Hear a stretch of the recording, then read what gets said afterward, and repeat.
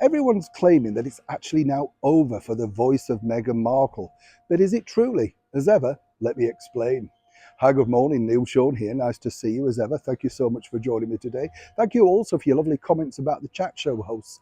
I know it's funny, isn't it? Late night chat. I think you agree with me on this, though. It's not necessarily just about the chat show host. As someone who hosts a regular chat show myself, it's the quality of the guests, the stories. Is it interesting to the person? If that person's lived a life, or indeed they're incredibly talented and have achieved something at an early age, it's important to get the story out there.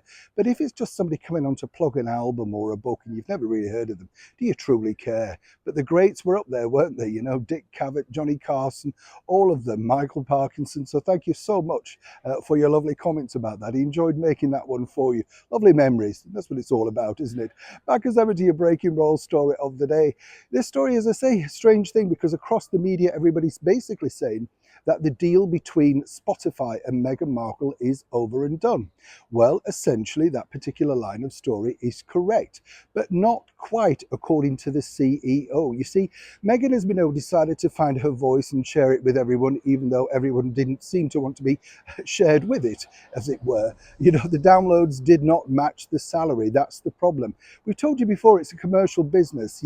Show business is two words, show and business. If you can pull in the crowds, they'll pay you. If you can't, well, as Meghan's finding out, they don't want you anymore. We also pointed out that it's about great guests, talkative people, not necessarily just talking about yourself all the time, as Meghan did.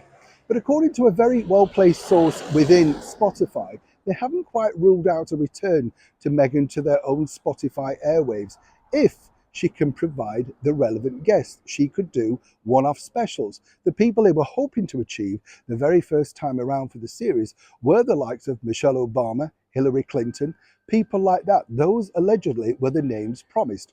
Big talking point names that people were going to talk about, reprint, and of course repost on social media.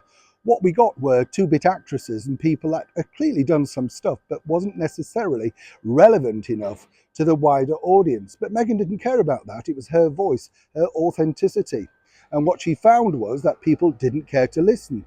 So unless Meghan can dig deep into her contact book, or in fact raid any contacts that Prince Harry now may have left willing to talk, i.e. Jill Biden, the First Lady, then Spotify are ready to listen.